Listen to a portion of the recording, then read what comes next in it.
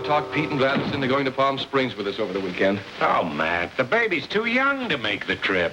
Well, can't your mother-in-law stay with little Linda? My mother-in-law, are you mad? Did they let the wolf babysit with Little Red Riding Hood? Okay, maybe some other time, Pete. Oh, did Lily write all those today? Uh-huh. You know, her advice to the reader column is a big hit in the Gazette. The mail has doubled since she took it over. Wait till she reads the problem I sent her. What did you ask her? Is it all right for a married couple to have separate rooms? Hers in Los Angeles, his in Tahiti.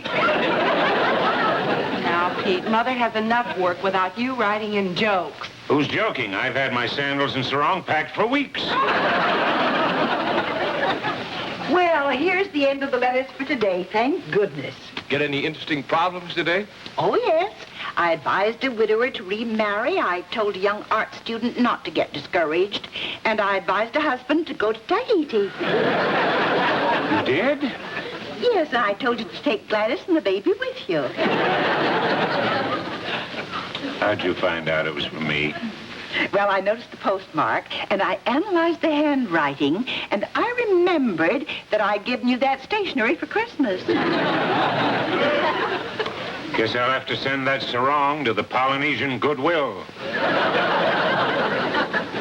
Say, Matt, one of my readers is dropping in to see me today. I told her I'd ask you a question. One of your readers? Yes, she's an exchange student from Scotland. She wrote in wanting to know how she could learn more of American life, and I told her to move in with an American family. You mean with us? Well, dear, you have that room over the garage that's vacant. I thought perhaps you'd like to rent it to her. Well, I don't know, Lily. I've been thinking of converting that into a dark room. Oh. It's too bad there's no room over at my place. My mother-in-law is the symbol of America, the bald eagle. See you later. Mother, I could call Phyllis and Fred later. Maybe they have a room for the girl. Well, thank you, dear. That would be wonderful. I'll get it. Hello, I'm Nancy Lee Fairburn. Oh, do come in. You're the young lady who wrote to me. Hi. Oh, this is a bonny house you have, Mrs. Ruskin. Well, thank you. I'd like you to meet my daughter, Ruth, and her husband, Matt Henshaw. How do you do? Hello. This is Nancy Lee Fairburn, the college girl I was telling you about. Do come and sit down. Oh, it's beautiful. In all of Scotland, I never saw a house like this. It's the kind of home every girl dreams of having. My son-in-law designed it. He's an architect. Aye, you must be a gifted man, Mr. Henshaw. Oh, it's nothing special. Just a simple modern design.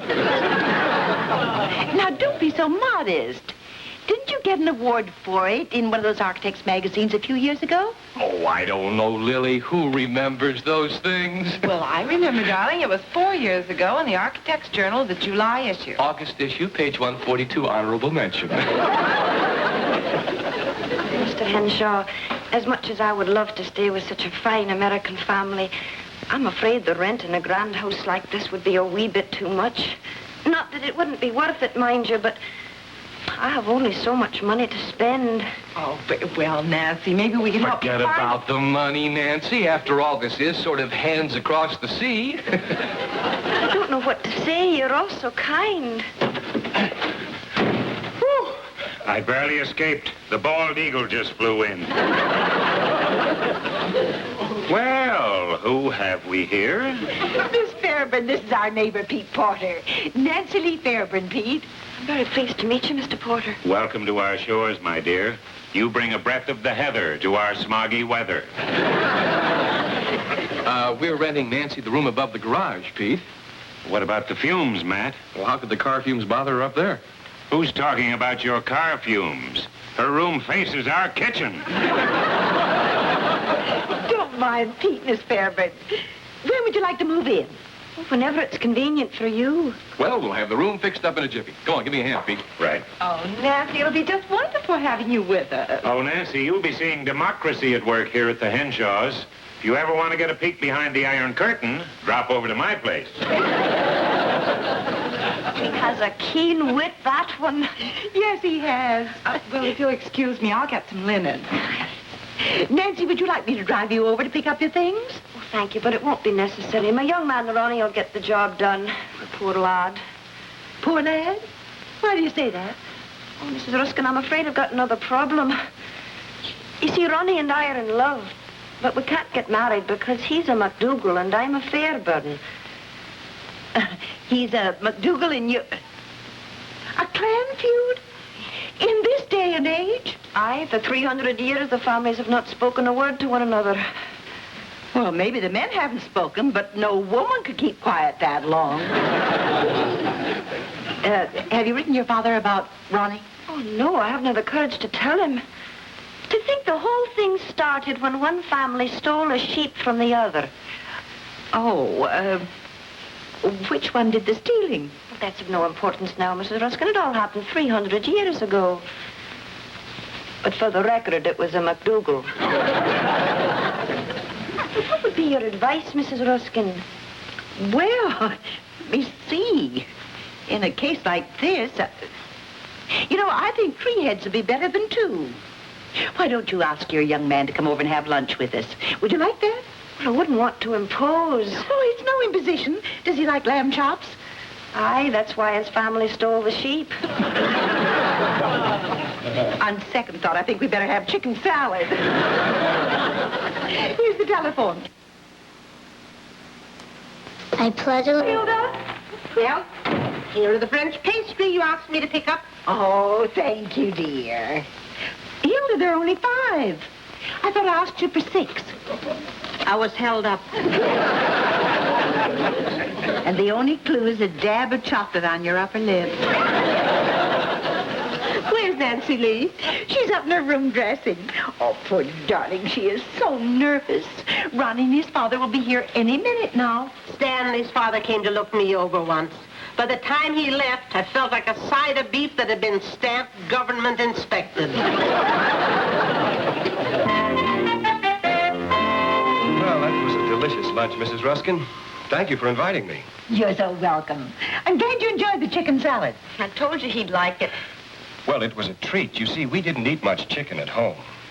My family was partial to lamb. Ronnie, I wouldn't mention that in front of a Fairburn. Why not? It was one of them that stole that sheep. That's not true. The day after the crime, Angus MacDougall's wife was seen making her husband a sheepskin coat. Now you're talking like a Fairburn again. I'm not told you. normal, please.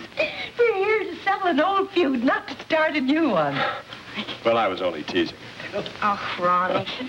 Well, if you'll excuse me, I've got to get to my bagpipers' rehearsal.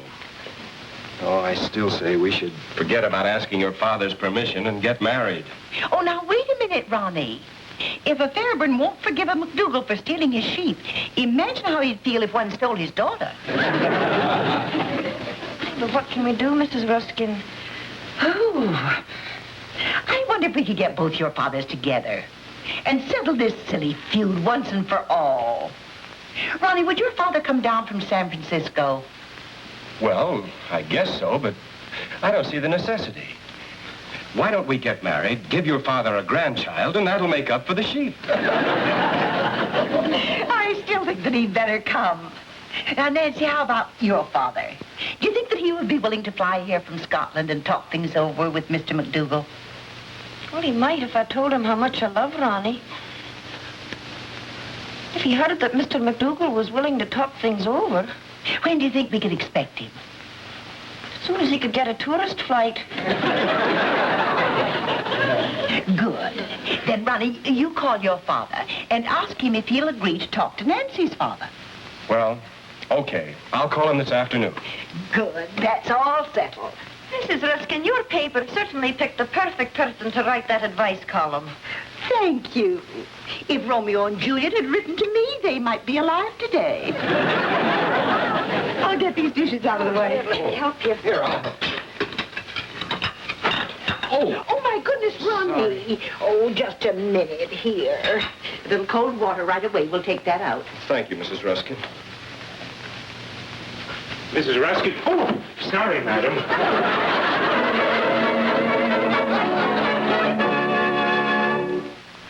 Oh, hello, girl. Hello, Pete. Gladys wants me to give this bottle of perfume to Nancy. She's certainly been a big help with the baby these last few days. Oh, isn't that nice? This is great stuff. You know, Gladys used this same perfume to bring me to the dinner table last night. I'll bet. I mean it. She dabbed a little behind each wing of the turkey. I didn't know whether to eat it or take it to a drive-in movie. Nancy really will appreciate that. She's meeting Ronnie's father today, and she needs all the help she can get. Oh, I don't think she need be afraid. Mr. McDougal will be crazy about her. Can you imagine that, fighting 300 years over one sheep? Yes, it's very understandable. I know a woman who fought 40 years for a mink. Oh, hi, Nancy. Is there any news from Ronnie, Mrs. Ruskin? Not yet, dear. Relax. Everything's going to be fine. Nancy, this is for you. A little gift from Gladys and me.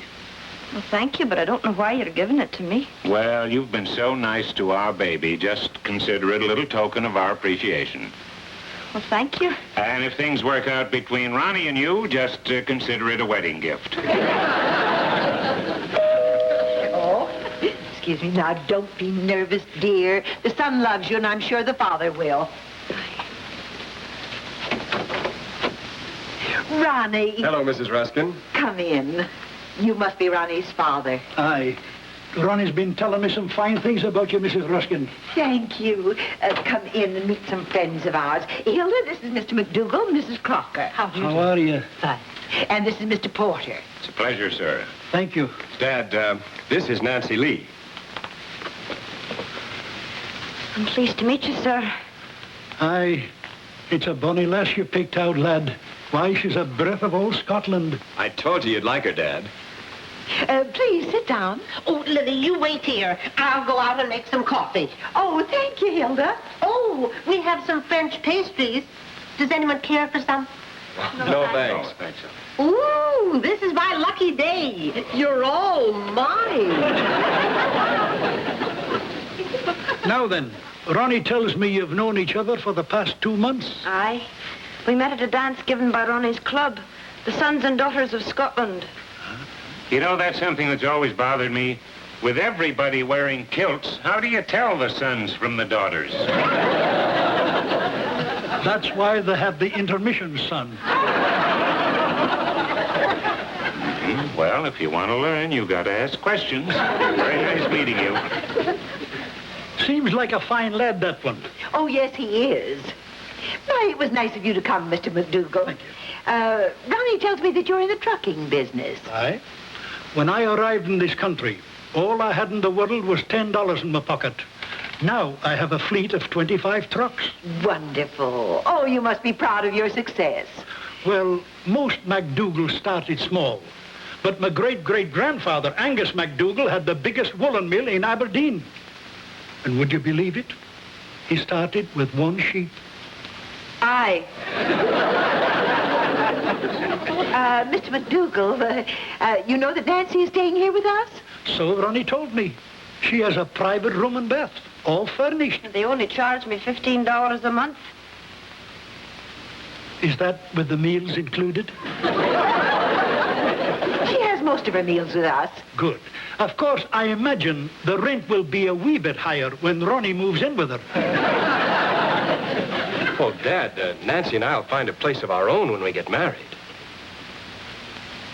You'll no get a fleet of trucks that way, son. You need have no fear about this lad, Mr. McDougal. Ronnie's going to make a fine lawyer. Aye, that he will, with a fine lass like you to encourage him. I bet you never thought that you would be patting the hand of a Fairbairn. A Fairbairn? Who's a Fairbairn? I am.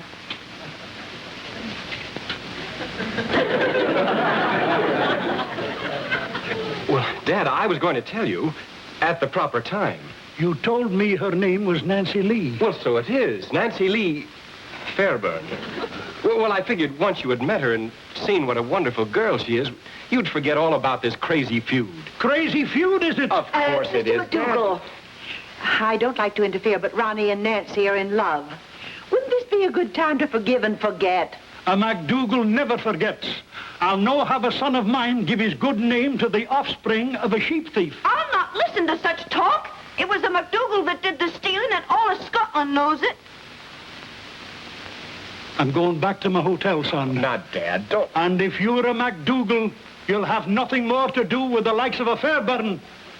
And goodbye, Mrs. Ruskin. But Mr. MacDougall, Nancy's father is flying all the way from Scotland. We hoped the two of you would patch things out. You'll do wise to count your silverware before he arrives. And once again, when he leaves, goodbye, Mrs. Ruskin. Oh, Ronnie, why didn't you tell him he'd be meeting with me and my father? Well, honey, I was going to, but I lost my nerve.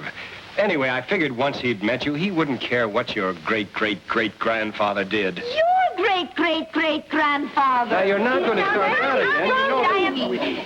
That is all over. Let sleeping sheep lie. Well, here we are to celebrate the happy reunion of the MacDougalls and the... where is he? He took the high road. Well, what are we to do now, Mrs. Ruskin?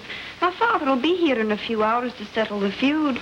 He'll be furious when he finds out he's been snubbed by a MacDougall. To say nothing of the money he spent on the plane fare. Hoot, man, that's a real kick in the kilt. Oh, now, honey, take it easy. We'll figure out something. Ronnie, we've got to find some way to get your father back here. Yes, but how, Mrs. Ruskin? He's a MacDougall, and MacDougalls don't talk to Fairbairns, and that's it. Well, is the battle over? Have the two tribes agreed to sit down and smoke the bagpipe? Pete, you sound like a real Scotsman. And why not? My ancestors were the first to leave Edinburgh and land on Plymouth Rock. Hence the expression, Scotch on the rocks. Ronnie, I think I know how we can get your father back here. How? He won't talk to a Fairbairn, but suppose he heard of a MacDougall who would. Now, where would you find such a MacDougall? Right here.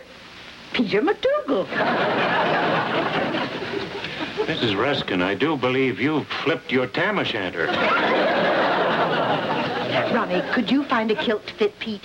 Well, I think I can. Then telephone your father's hotel. If you've ever considered entering the ever-growing construction...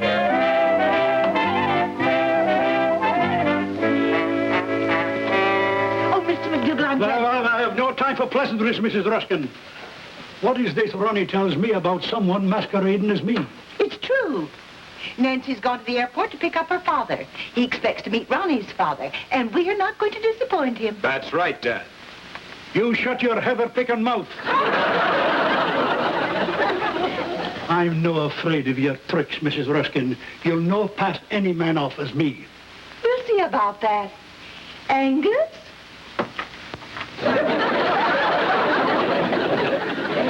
Ronnie, my lad, has the lass and her good father arrived yet? Not yet, Dad. Stop that! You'll no get away with this, Mrs. Ruskin. No Scot would believe that this is a MacDougall, because you haven't got the manner, or the bairn, or the legs. I think he has beautiful legs. Thank you, lass. I'll match my knees against yours anytime, and I'll spot you two dimples. Well, Mr. MacDougall, are you going to stay and talk to Mr. Fairbairn? Never.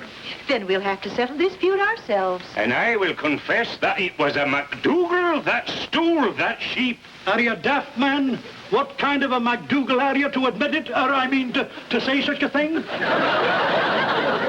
How about it, Dad? Won't you stay and talk to Mr. Fairbairn? No. Even a thistlehead like Fairbairn would no be deceived by those chicken legs. Goodbye, Mrs. Ruskin.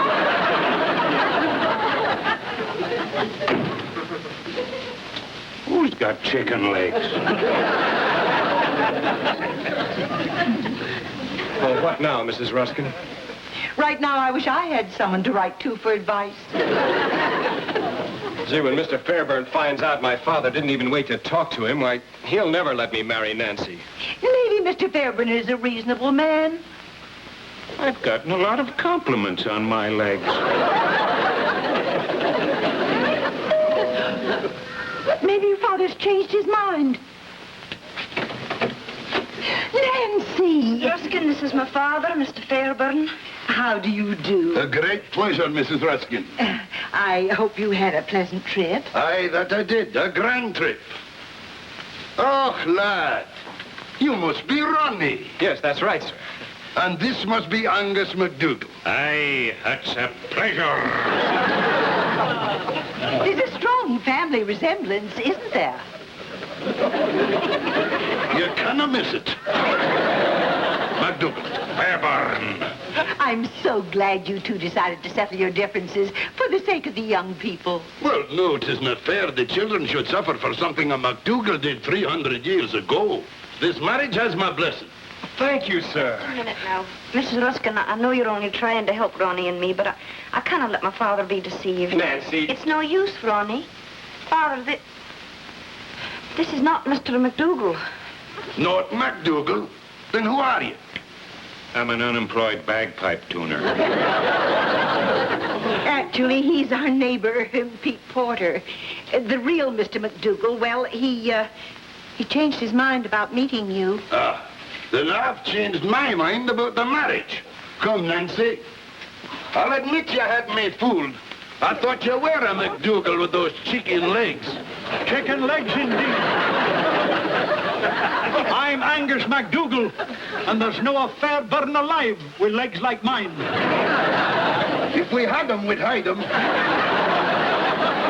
Look, this whole thing is ridiculous. What's it all about? One sheep.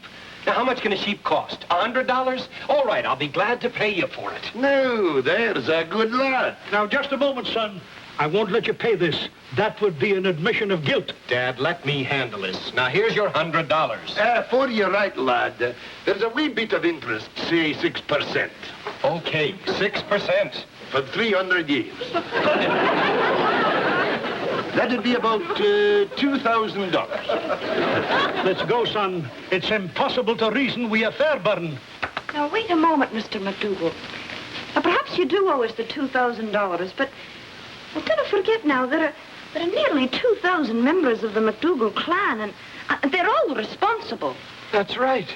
Well, that would mean that your individual share of the debt was only $1. Now, there is a canny lass. Well, gentlemen, are you going to keep this good lad and this canny lass apart for $1? Well, no. But I didn't like the remark he made about my chicken legs. We'll leave it to you, Mrs. Ruskin. You be the judge.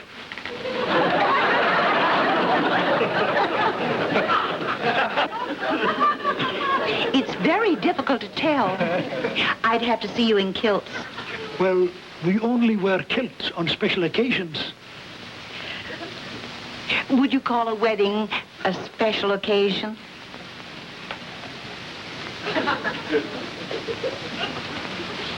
Aye. Aye. Hey, come on, fellas. What's wrong with these legs?